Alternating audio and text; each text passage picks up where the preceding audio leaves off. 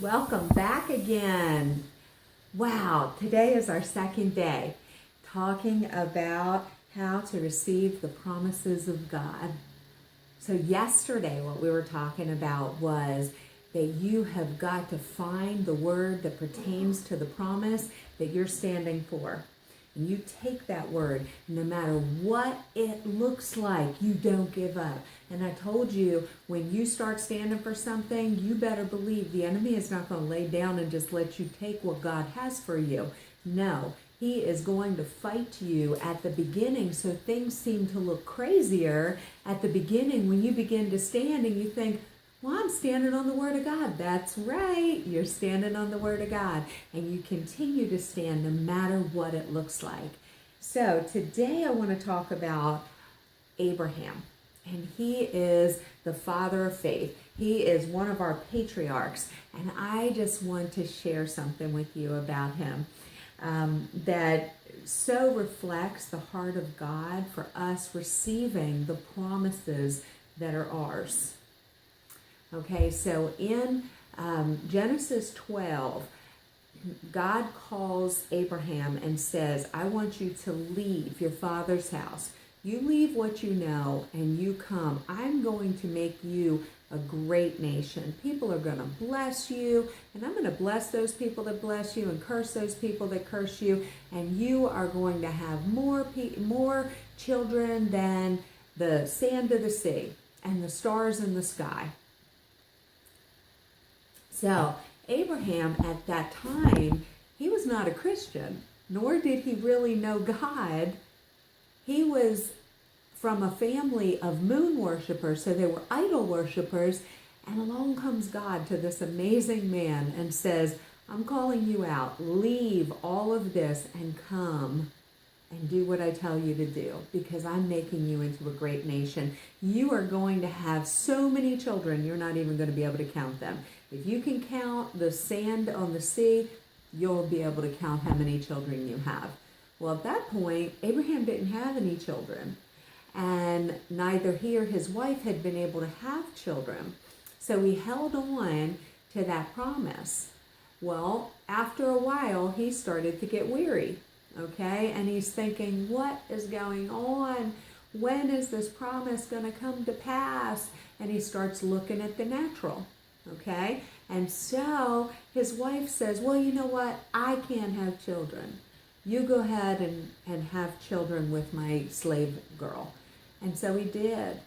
So he got out ahead of God on the promises of God because of what he saw in the natural. God didn't kill the child. No, God still loved Abraham. God still loved this child, Ishmael, but this was not the promised child.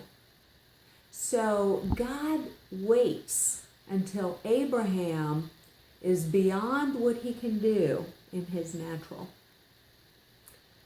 He can no longer, in his natural, perform this on his own and make this promise come to pass. How many of us have tried to make a promise come to pass? And some of us have gotten out ahead of God's timing or been way beyond God's timing.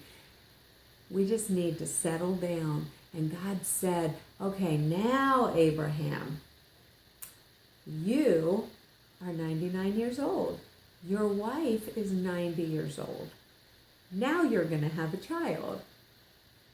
And Abraham doesn't even waver in his faith. He doesn't go, well, look at me. I can't do anything. Sarah is 90 years old and she's never been able to have children. And now you're telling me at 90 years old that this woman is going to have a child. And guess what?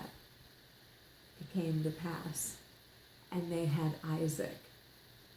And he was the child of promise. So now he's got the promise. And you would think, this is the best thing in the world. I have the promise of God. Well, God said, I want you to take Isaac and I want you to offer him to me. says, let's see, Genesis 22 says, now after these things, God tested the faith and commitment of Abraham and said to him, Abraham, and he said, here I am. And God said, take now your son, your only son of promise, whom you love, Isaac, and go to the region of Moriah and offer him there as a burnt offering on one of the mountains of which I will tell you. So Abraham, he didn't drag his feet. He wasn't sitting there bawling and squalling. This was the promise he had waited for 100 years. And he got up early. He saddled his donkey. He took 2 young men with him and Isaac, and he split the wood for the burnt offering. And then he got up and went to the place that God had told him. When they got there, Abraham said to the 2 men, you 2 stay here. The boy and I will go and worship, and we will return. Abraham had already determined in his heart the promise of God was sure no matter what he saw, felt, or heard. If he had to lay Isaac down and sacrifice him, he knew that God was willing to raise him up and would raise him up from the dead. He would not give up on the promise of God. You have got to hold on to the promise of God no matter what the circumstances look like. My pastor had said before, it's called bulldog faith. I don't have a bulldog, I've got a little Maltese, but you know what? When he wants something, he holds on to it. You can't get it out of his teeth. He just holds on to that thing. You've got to hold on to what the promises of God are, and don't let go of them no matter what. And he got up there and he laid Isaac out and was ready to sacrifice the promise that God had promised him and that he waited so long for. And they said, Abraham, Abraham. And he said, yes, Lord. And he said, do not harm him, for now I know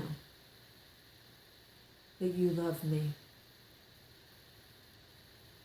He turned and he saw a ram that was caught in a bush, and he sacrificed the ram instead.